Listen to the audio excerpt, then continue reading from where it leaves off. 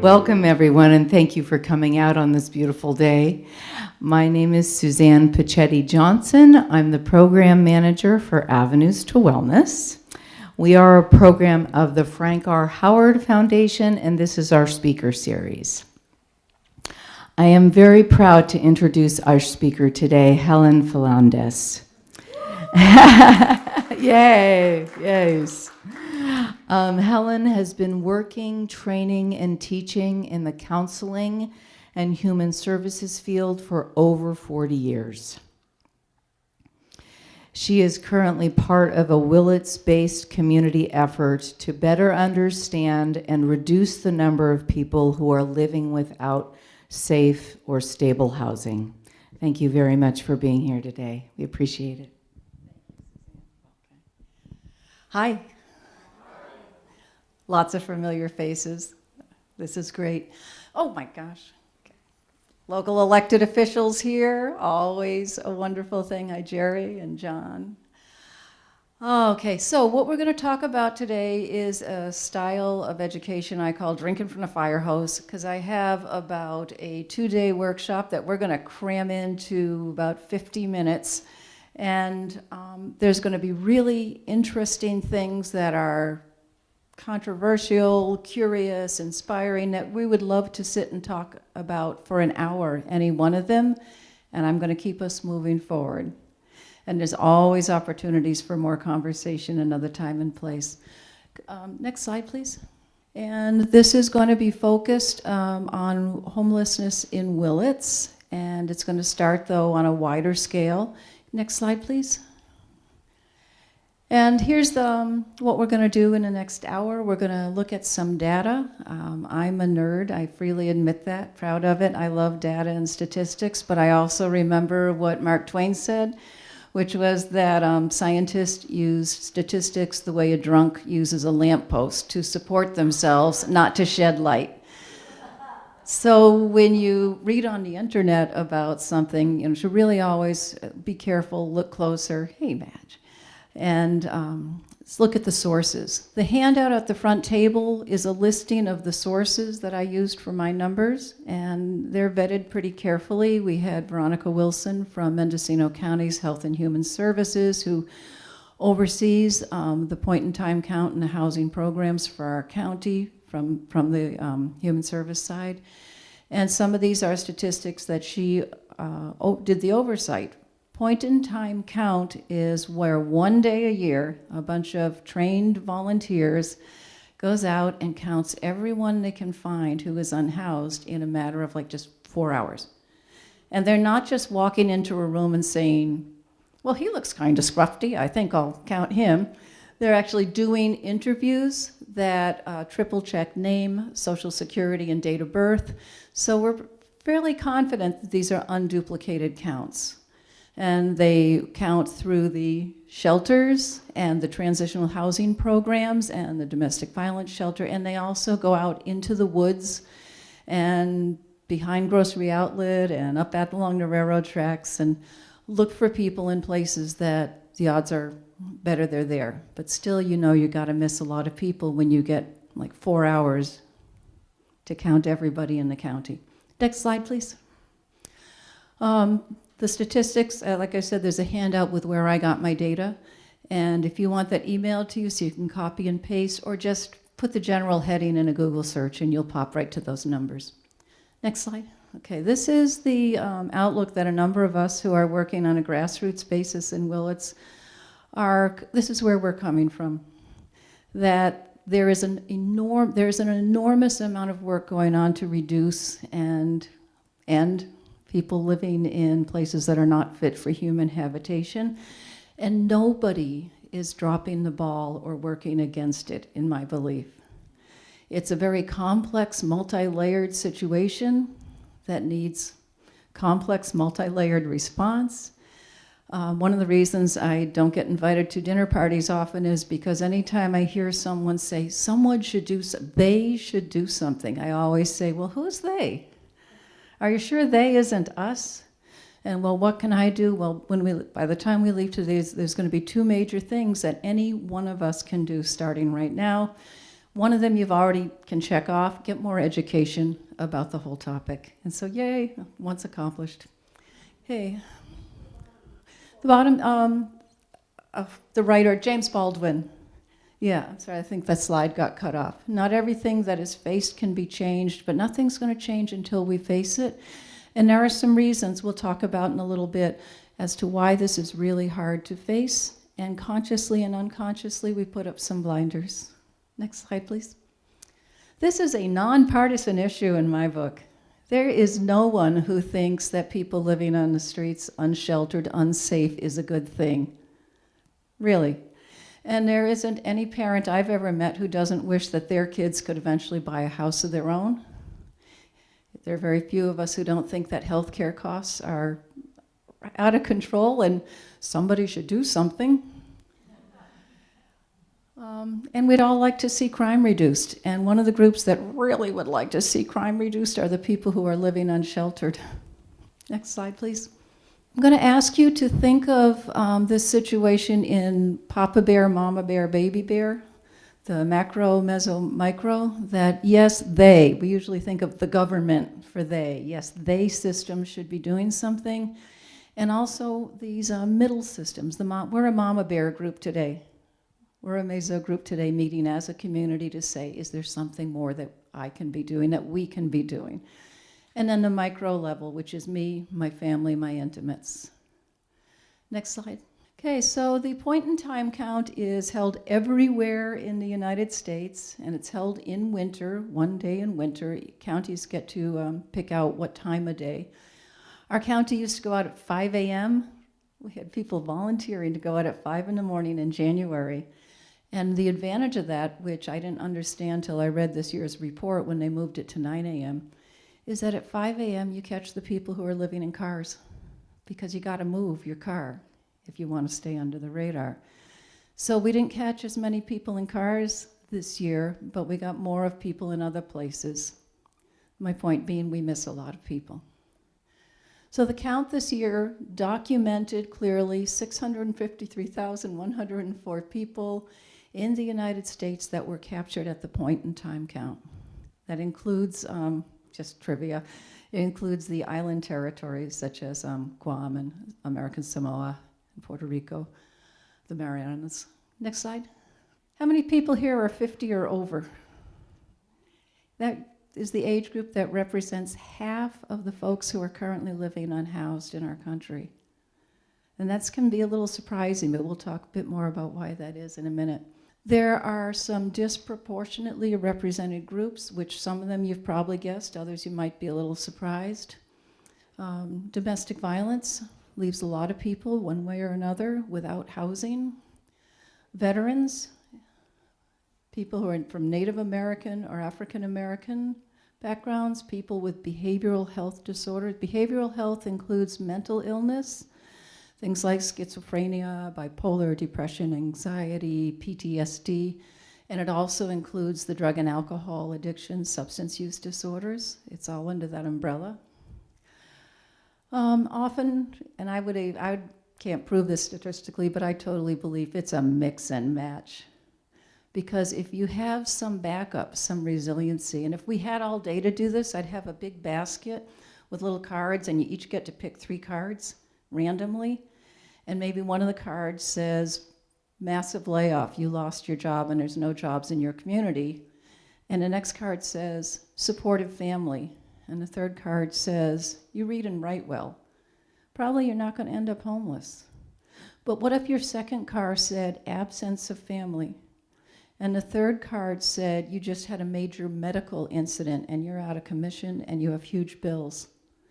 Then it starts to shift. And so there, but for the grace of God, go you or I, is as random as which cards you picked out of the basket. Does that make sense?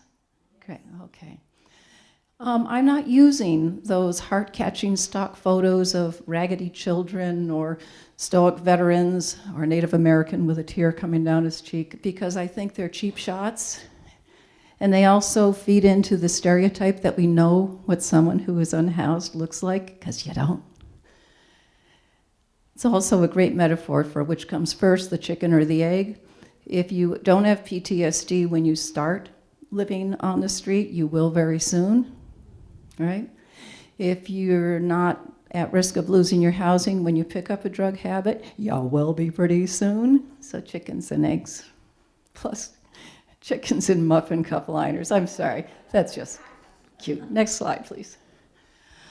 California is home to 12% of the population, 28% of the homeless population, and half the unsheltered. Unsheltered means you're not going to a place where you're safe, like a domestic violence shelter or a warming center or a homeless shelter, of which we have 2 in this county. We'll speak more of them in a bit. Means you're living in places that are not intended for human habitation. Cars, street, tarpaulins, boxes. How would you say 50% of nationwide or California? No, that, thank you for clear. 28% nationwide are here, but the folks who are not in shelters. Now, New York State is the other state with the huge numbers through the roof on who is unhoused. And they have more shelters for 2 reasons. And I bet one of them you can guess. Why does New York State have so many more shelters than we do?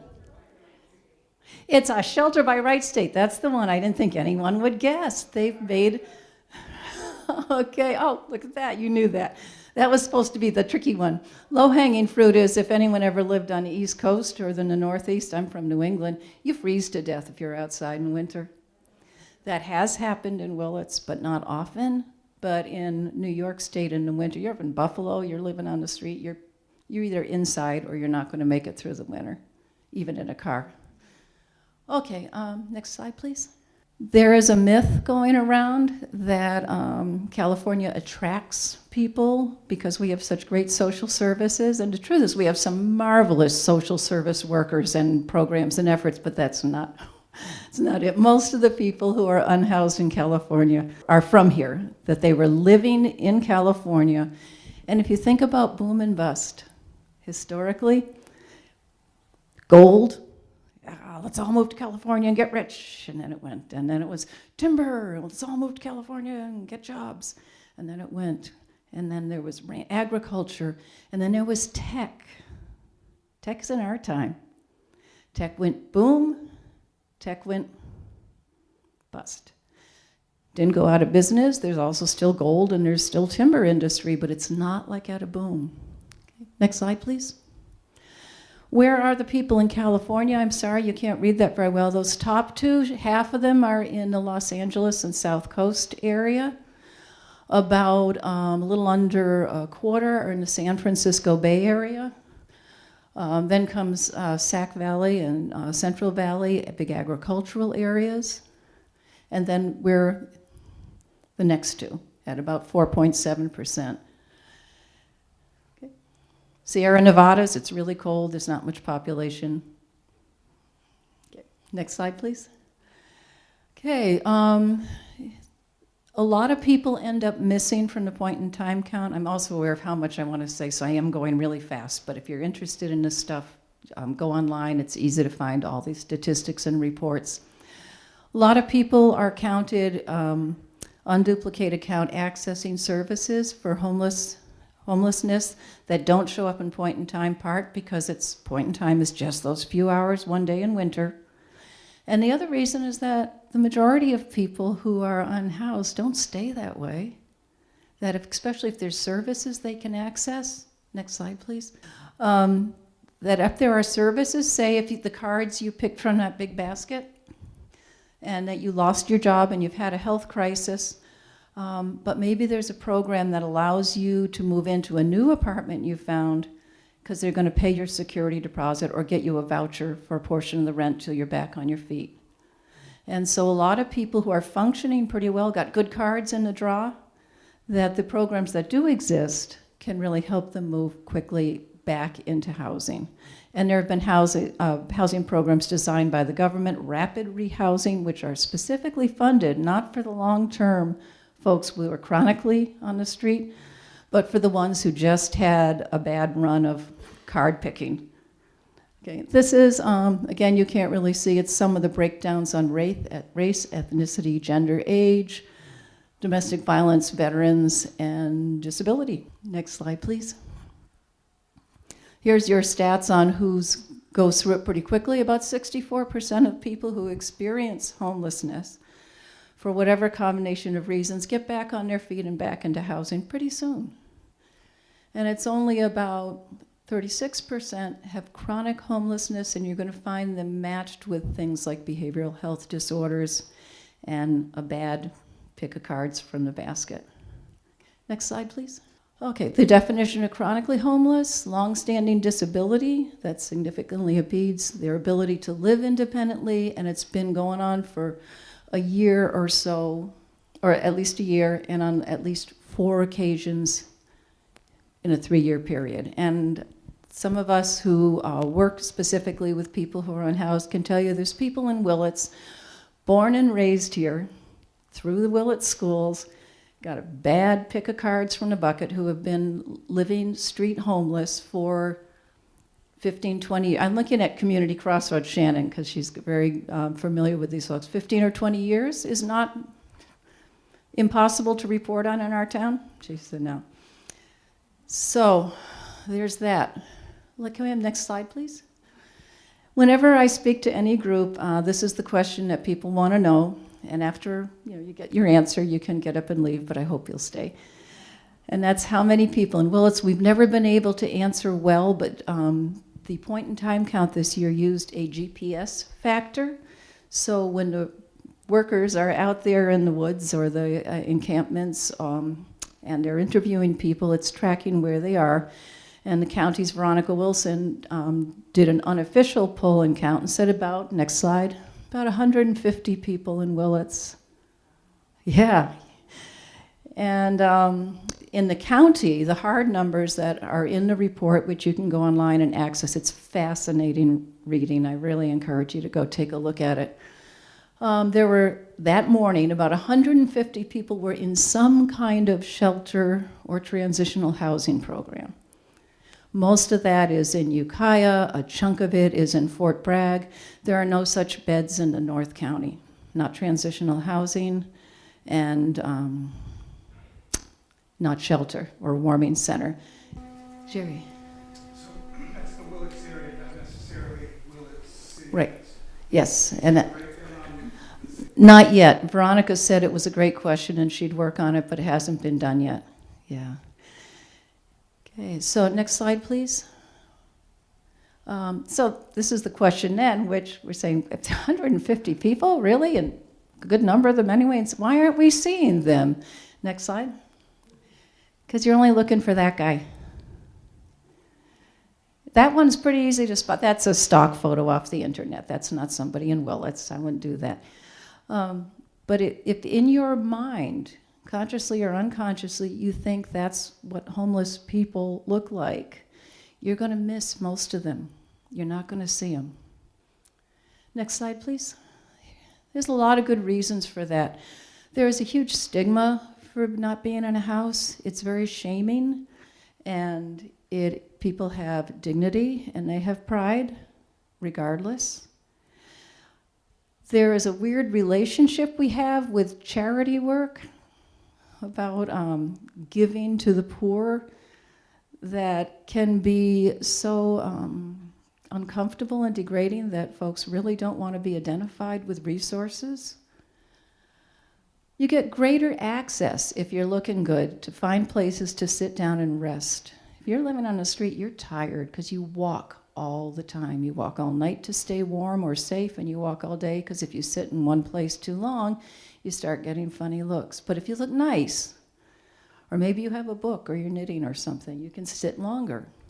You might be able to sit indoors somewhere where you can charge your phone. You might be able to get some water or use a toilet. We don't have any place that in nighttime, if you need to go use a toilet, you can access. We did for a while after the wildfires. After the wildfires, there is funding lines and a system set up. There's trailers full of cots and blankets and pillows, and it was amazing how quickly here in Willits with redwood fires that it was beautiful shelter was set up with all kinds of support and services and food. But that was for a particular kind of crisis. And 150 people, for a variety of reasons, isn't covered by that government program. It doesn't get paid. So eventually even the porta potty in front of the Justice Center was taken away. It makes the odds get higher that someone will look at you when they walk by you and greet you. There was an article I read 25 years ago that was, it changed how I live in the world. It was a newsletter from Project Sanctuary. Do you know what they are? They're domestic violence shelter services for Mendocino County. And someone had written an essay in which she was thanking the shelter for having taken her in when she was on the fly, leaving a bad situation, and the counselors who worked with her, and the college for helping her enroll, and her teachers for helping get her degree, and the first employer who hired her, and she had her own place and sufficient income and her own home and life again. And she closed by saying, and most of all, I want to thank the people who looked at me and said hello when they passed me on the sidewalk, because I felt invisible at that time in my life. That moved me. I mean, what was most valuable? So when we say, well, what can I do? I'm one person. You can make eye contact, smile, and say hello to the people you're walking by, and it might save someone's life. Imagine that. No funding needed from the city. But chances of getting a job or an apartment are much increased if you're under its address. It doesn't say homeless. You get 4 candidates of roughly the same ability to do a job. That one's going to be screened out. It costs money to rent a post office box, and general delivery doesn't work very well, really. There's complications to it. You want to stay off the police radar. And it might be some of the cards you picked have landed you in the criminal justice system. I try not to read the booking log. I know way too many people from having done all kinds of human service work, and it breaks my heart to see. It doesn't take much for something to come and go. Next slide. So why is this happening? And there's probably, a lot of answers, but some of my favorites that I've been thinking about a lot. Next slide. Housing costs have really changed. Housing costs have changed enormously, and they've changed in California especially enormously. And the Census Bureau in 2021 found such a high number of people who were behind on their rent payments and anticipating they might be losing their housing. Next slide, please. That over 50 years of age, 50% of the folks who are living without housing, that's gone up a lot. Now, I was born in 1957. I'll turn 67 next month. And I am at the very bottom level of the baby boom, the post-World War II baby boom. There's lots of us old people. We are legion. And when World War II ended and the men came home and the population exploded, some of you will remember when schools were being built on every street, right and left, because the schools were suddenly overcrowded. Those kids they needed to build the school for are now us old people. And there isn't sufficient housing, even though a lot has been built. There's all kinds of funding and support for low-income housing, for senior housing, for changing some of the regulations and zoning about how housing can be designed and used. But there's still not enough houses to go around. Next slide, please. So we're living longer. A number of people are on fixed incomes, and it's kind of a myth thing to say, well, Social Security hasn't gone up the way the cost of living has. And I was curious. Next slide, please. So I went and actually got cumulative indexes for both Social Security, cost of living change, as well as general cost of living, and looked at the numbers and put them side by each, and they actually did match up pretty well with one exception. Housing, and in California, housing times 10. So could we look at the next slide, please? And I know you can't read that. This is regions in California, and the purple line represents the rent increases since the beginning of COVID, since the beginning of the pandemic. And so if you're living in a state where pre-COVID, where rents high here, particularly Bay Area, Sonoma County, further south, they were already high. In some areas, it's gone up 40% since the pandemic years. Now, the region at the very top, that's Santa Barbara, Santa Maria, and we are, the closest thing to us is Santa Rosa, which is third from the bottom. And we know our rents aren't as high as Santa Rosa and Sonoma County yet, but certainly they are higher than they ever were. I work with a lot of people who are very low income, depend on housing vouchers, and I'm looking at one of the solutions, which people are grateful for, are old hotels turned into housing, and it's like $1,200 a month for a single room that used to be a hotel room. And folks are lined up and grateful to get it, and there's a waiting list, like you can't believe, for these tiny little units that are more expensive than what I rented a 3-bedroom house for when I moved to Willits in '95. So there's a factor. Next slide, please. Okay, something happened here last summer, and there was a man who was born and raised in this town, 3 generations, and went through the Willits schools, special ed, had a real bad draw of cards, and the elder relatives who took care of him died, and he was left as an adult on his own. He had some other relatives around, but because of the cards he drew, he wasn't someone that the other relatives could move into their homes. And so he got really skilled at living on the street, and those of us who were involved in things like Brown Bag Lunch or the food bank, everyone knew him. And then last summer, he was sleeping one night in July in that alley next to the theater, and a man had come down from Eureka who was on the run from law enforcement because he had tried to kill 2 men who were homeless and sleeping up in that region, and the police were chasing him.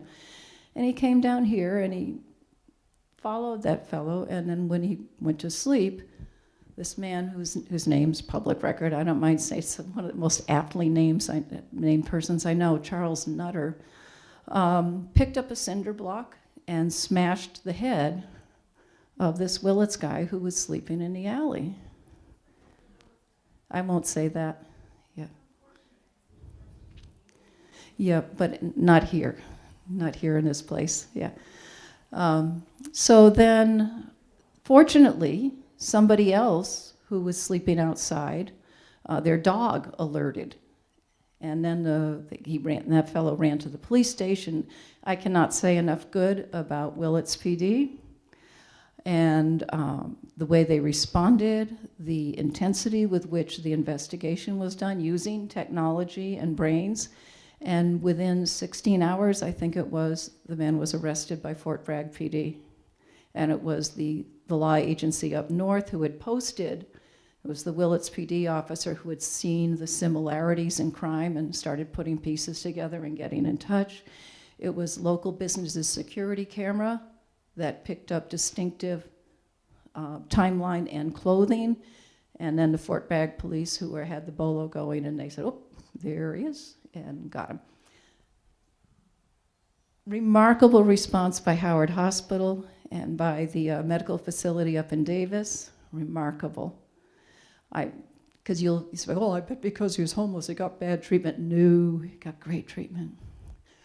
And recovered to an amazing extent. Still trying to get him into one of those hotel room apartments. But here's an interesting thing. Charles Nutter, the guy who did these 3, what I would call attempted murder assaults, our county hasn't charged yet, hasn't placed charges.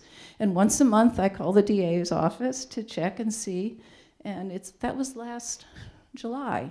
And I'm sure there's some reasons that I don't get, but I can't get anyone to explain it to me too. But I think now, when something like this happens, what if it was my brother? What if it was my son? And would that be okay? The only thing that also bothered me on this was that when this was written up for the newspaper, he was identified as a transient, and there could not be less of a transient here. We do have transients, we have trimmigrants.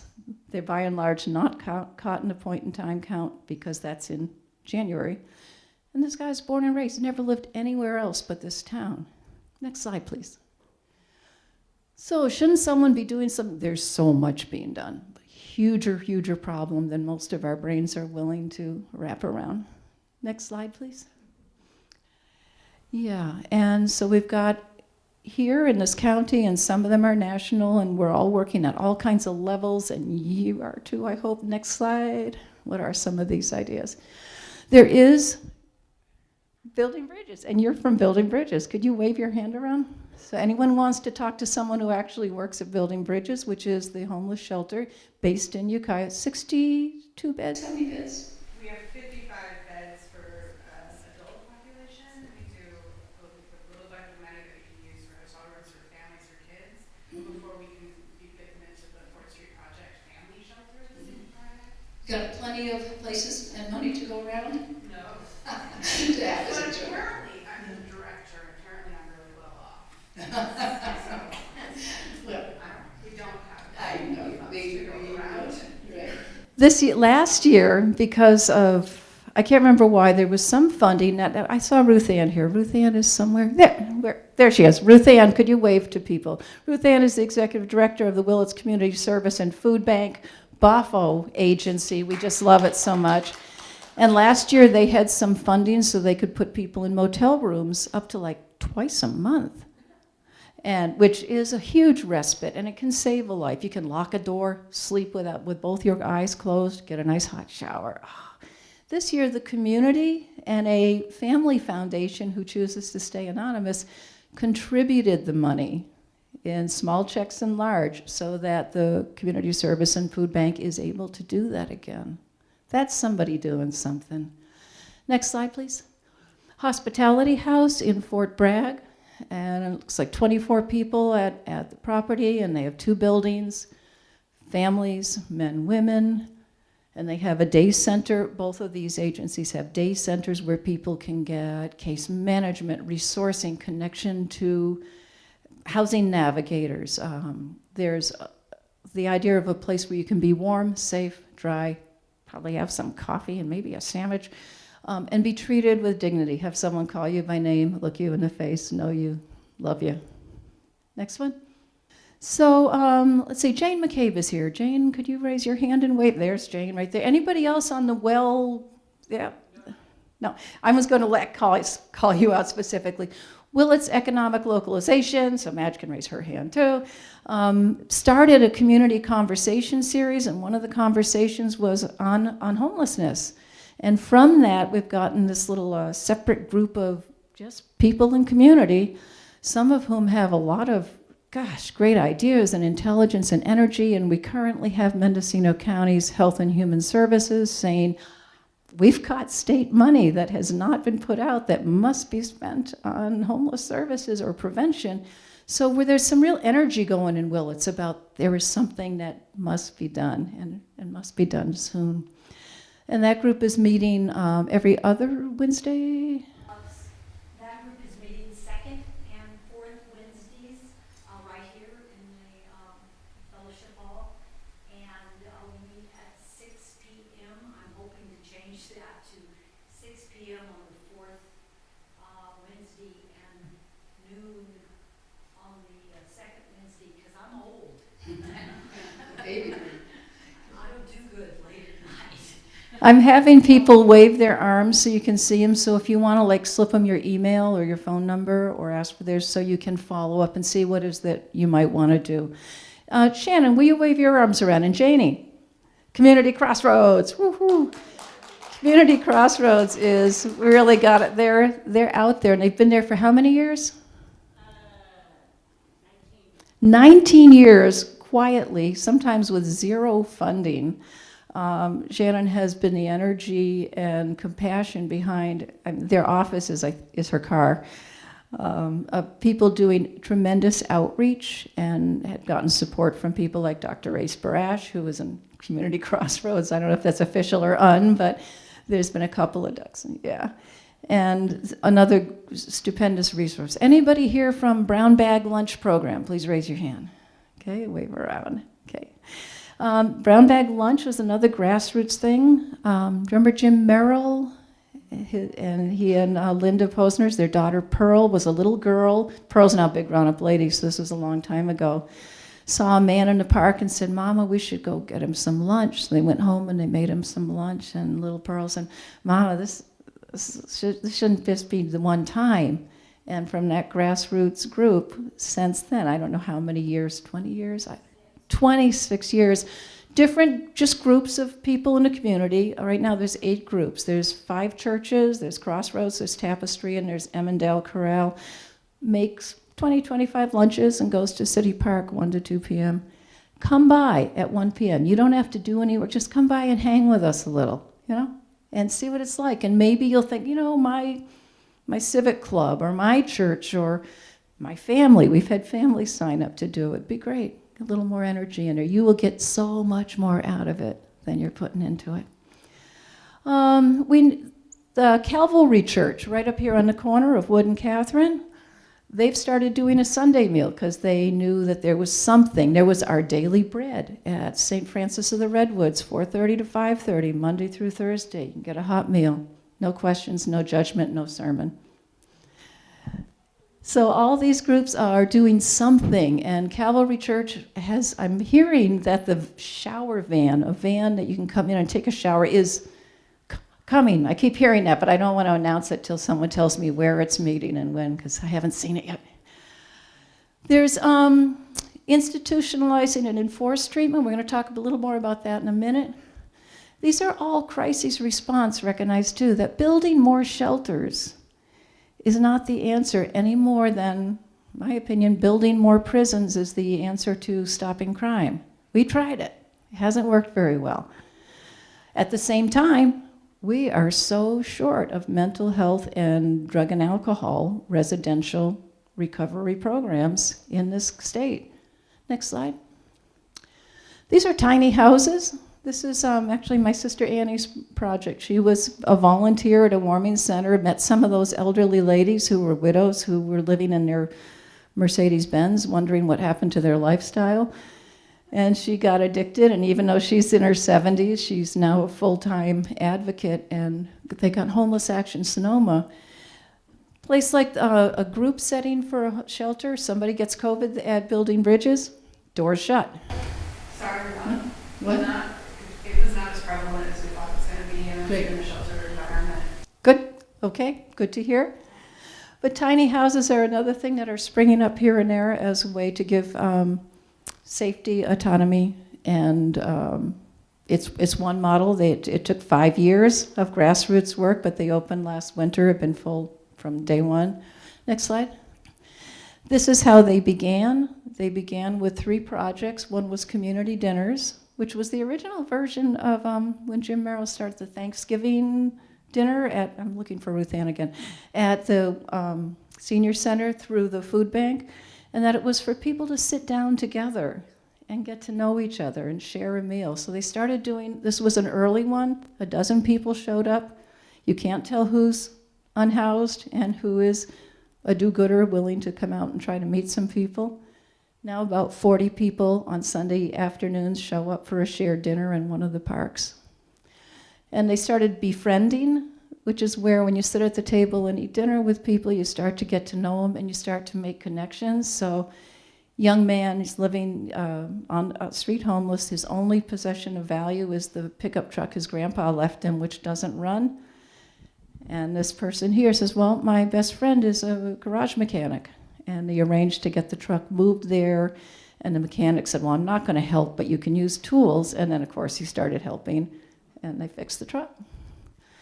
Then they started asking for professionals. They started with hairdressers and barbers. Will you take one person a year and give them a free haircut? We will vet them. We'll get them to you. One a year. And then they expanded it. It turned out that dentists and oral surgeons were the gold mine because Medi-Cal doesn't pay for cosmetic work.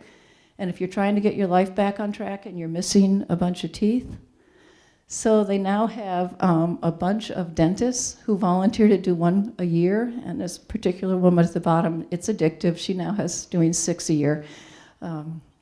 But people can do a bite-sized piece of giving. They have therapists and life coaches. Next slide, please. Prop 1 is on the ballot right now. I'm absolutely, even if it wasn't Avenues to Wellness rule, I would not give an opinion on it, because that would be inappropriate. I will say, please go online and do some reading around. It has many good things about it, has some less good things about it. And it's complex. Like all this stuff, it's not simple. We absolutely need more service beds in behavioral health. It's a lot of money, and do we have a guarantee that's the answer? We don't know. If you're on a 5150, if you're going to be committed involuntarily to a psychiatric facility, we're so short beds, we don't have anything in this county, that you'll sit in the emergency room in a windowless closet-sized room for 3, 4, 5 days, waiting for a bed to open up somewhere. If you're already delusional, hallucinating, stressed, angst, I couldn't tolerate it, and I'm somewhat well-wrapped these days.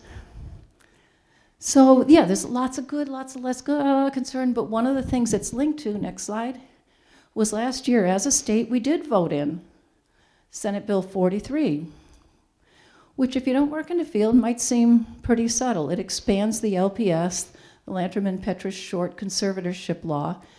It makes it easier, it makes it less difficult for someone who needs to have their civil rights taken and put in a protective long-term environment.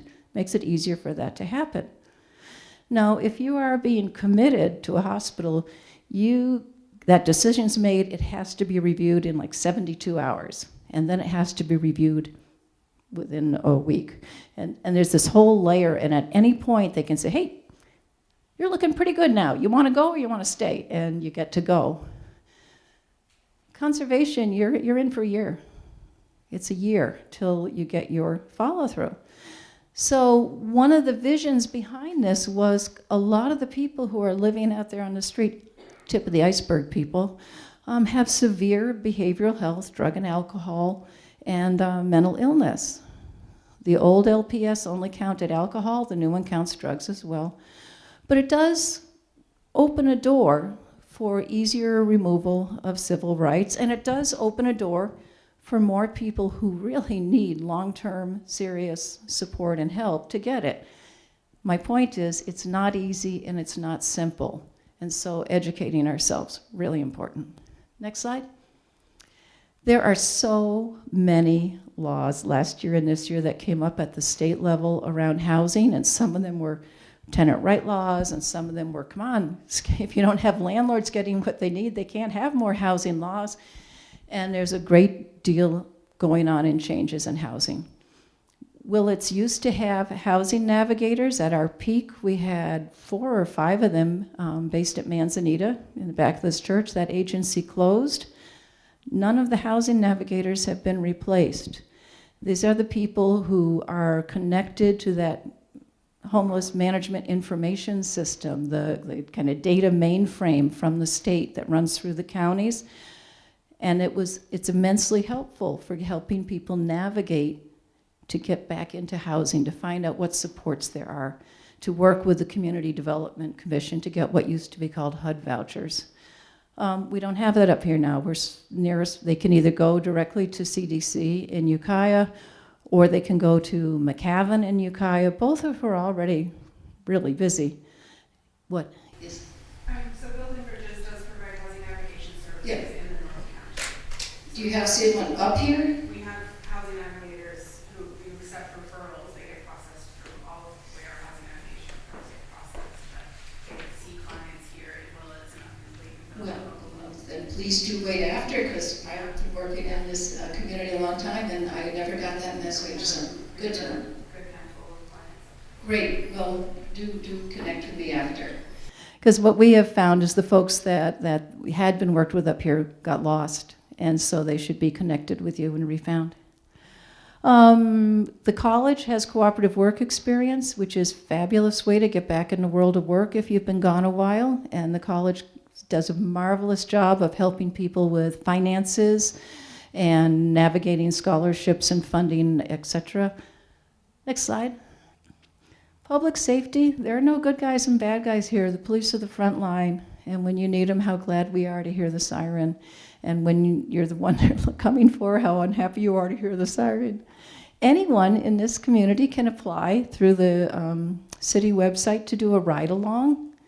And I think part of the education process is getting to know that job from that side a little bit we can.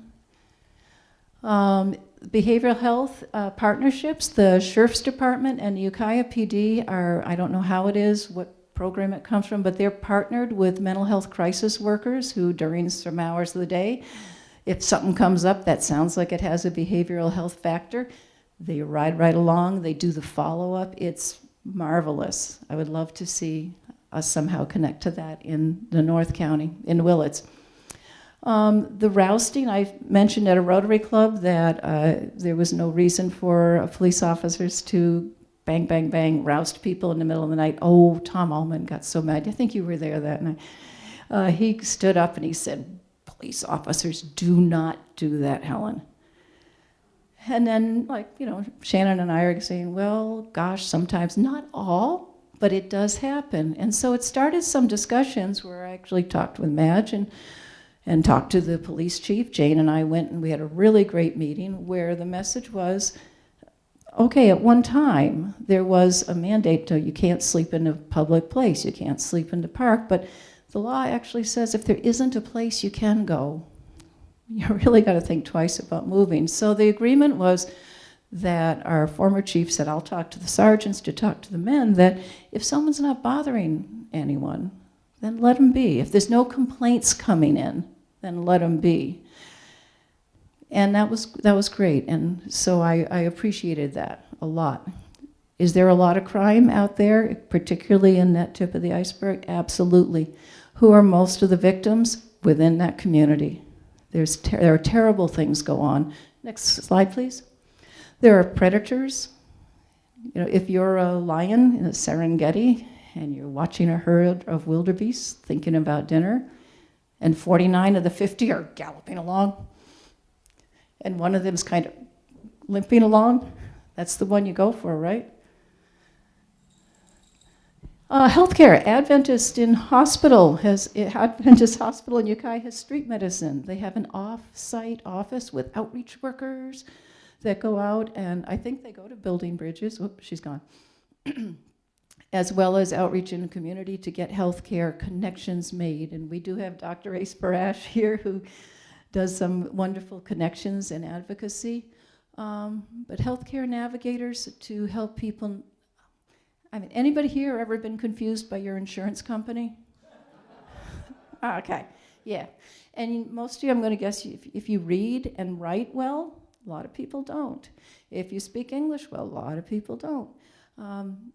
It's a very confusing system, and people will give up and not get health care, which then puts all our health care costs up because it becomes a crisis.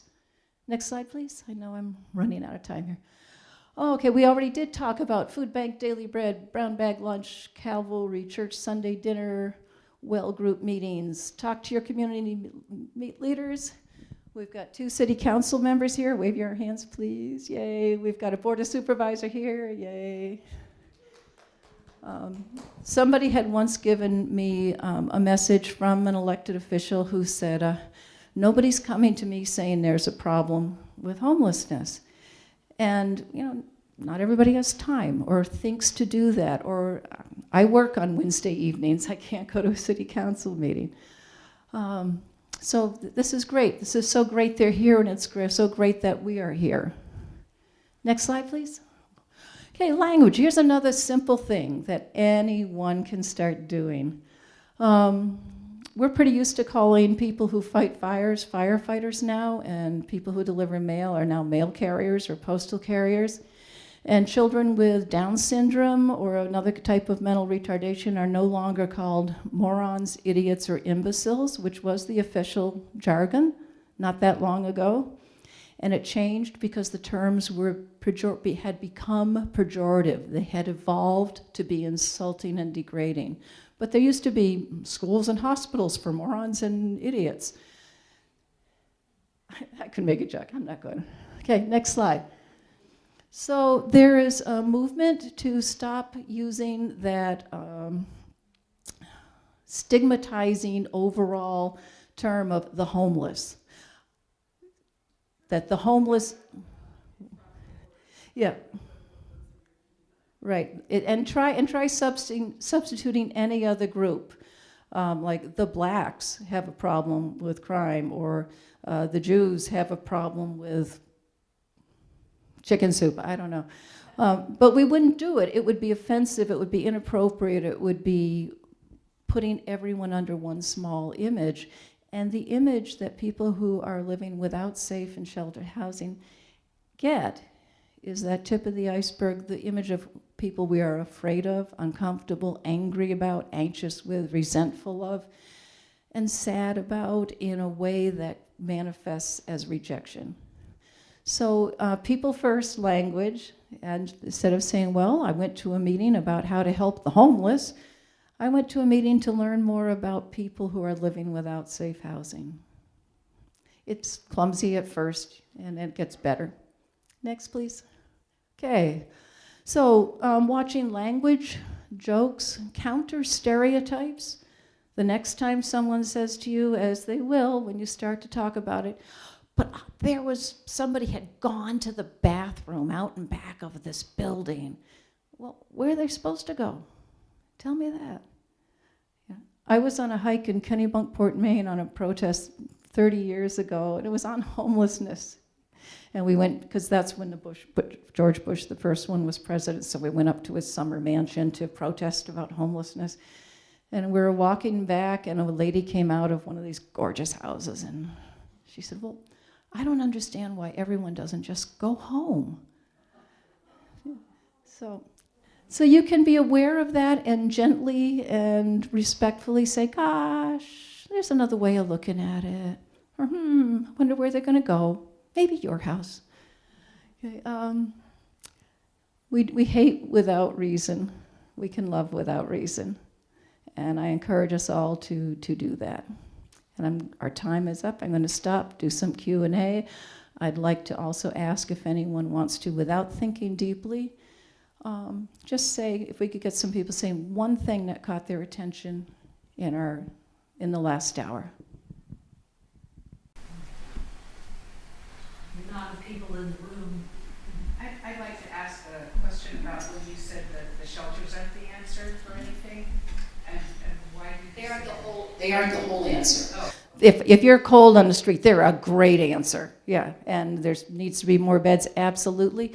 But building 100 shelters and not addressing other social justice, economic, housing factors, that would be the mistake, to think that that's enough of an answer. Okay, and I have one more comment to that. Yeah, because some years ago when I was at college, a friend of mine and I, we addressed that and brought it to the city council, and we've been quite a few years, early 2000s, and we were talking to them and saying, well, you know, me personally, I don't think a shelter should just be a bed. I think there should be, if you want to help people really get their life back, like the 4th Street project is a great project because there's more to it than just getting into a bed. And I couldn't figure out, and we proposed this, you know, why can't we have a shelter where they used to, in Willits, at the businesses used to have the kids come from the high school and learn. They'd have like this program where the kids could go to the businesses and they were kind of learning. That was part of something that was going on with the high school and the businesses in town.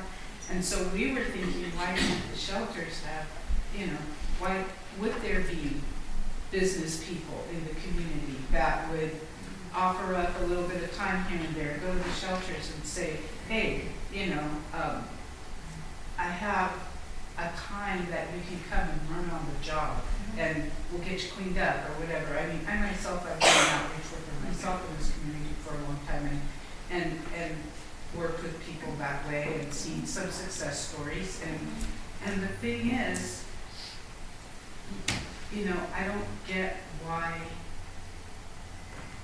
I don't know the workings of the city council or basically the board for the county, but I don't understand why when I heard you say that there were money that social services said they were there, they still hand out, why can't we have something that the business people can say that for? You know, hey, I have talked to many homeless people myself, people in unsafe housing. I'm going to start saying that, and there are so many of them that when you were talking about losing jobs, yeah, that's how they became homeless. Not all of them were drug addicts, not all of them were alcoholics or gambled themselves out of their homes and families, but they had lost their jobs. And because of their ages, couldn't get rehired someplace. But they had so many skills. They still had experience and knowledge that was valuable to be hired to something, you know, and be able to be productive. And I myself wonder how, when we proposed that to city council, their answer was, if we have shelters, they're going to come. Well, they're already here. So that was a horrible answer for us. And we had never had any success that way.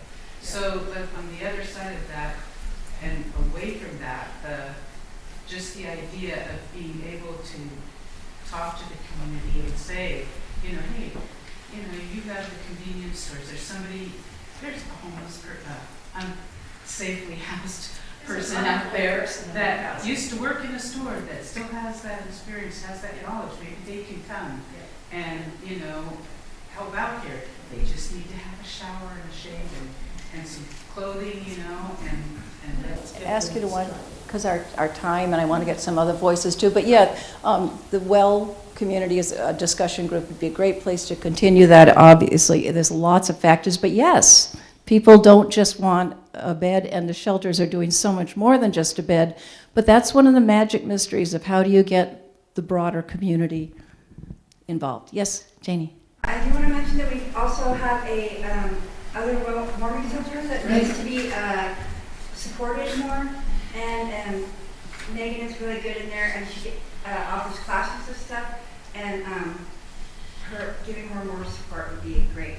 Great. The county, when the Manzanita Center closed rather abruptly, the county opened 3 days a week, 10 till 2:30, Tuesday, Wednesday, and Thursday, over at the Whisk, a room where there's somebody who can help navigate some of these systems. And it's a place you can charge your phone and you can get warm, and they do have coffee now.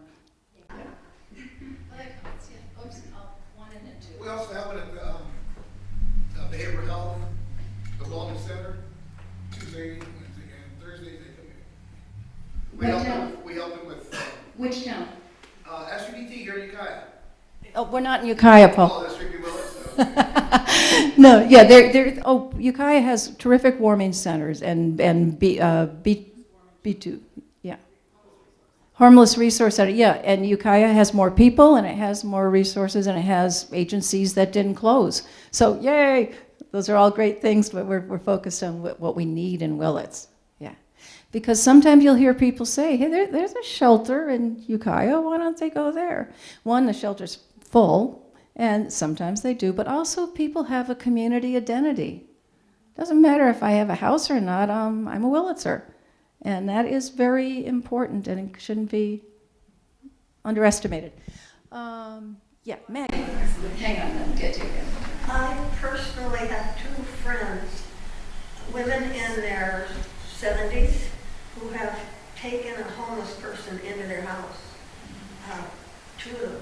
So there were two homeless people on the street not too long ago who now are home because of them. That happens. I know a couple other people right now who have done that as well. And yeah, sorry. Yes. I just want to put an exclamation point on the if you build it, they will come, and share some data, because I feel like this is a pretty important myth that is somewhat prevalent, that folks think that if you have homeless services, they will come. And on the flip side of that, like we'll draw people, but on the flip side of that, the folks who are unhoused here on the street, but they're not our people. It's easy to think of our folks, it's hard to see folks that are in that very high visibility level of homelessness that are, it's hard on your heart, and it's much easier to think of them as not our people not our responsibility. How dare they come here? Like, it's easier to do that than to face the kind of shame and guilt and emotional, like, helplessness that comes up when we go, what do we do? But I want to share a little bit of data, if I can, because there was a percentage up there that said 75%, and it's actually much more than that. So the state of California for the last many years has been collecting statewide data from homeless systems. And so emergency shelters, housing navigation programs, transitional housing programs, permanent housing programs for people experiencing homelessness have to participate in the homeless management information system. So we enter all of our data in there. And the state is able to take that and track who is being served unduplicated in each community. And their data has shown 97% of the people served in each county or each continuum of care has only been served by that one place. They are not going to other continuums of care to touch homeless services in other locations. And of that 3% that's left over, there's like a 2% that maybe has seen Sonoma County services in Mendocino County services or has seen Lake County services in Mendocino County services, but neighboring communities. They're not going far. And we see that at Building Bridges, where we consistently, year after year, the people that we're serving through our shelter and through our homeless resource center during the day are our people. These are long-time, deeply rooted Mendocino County people.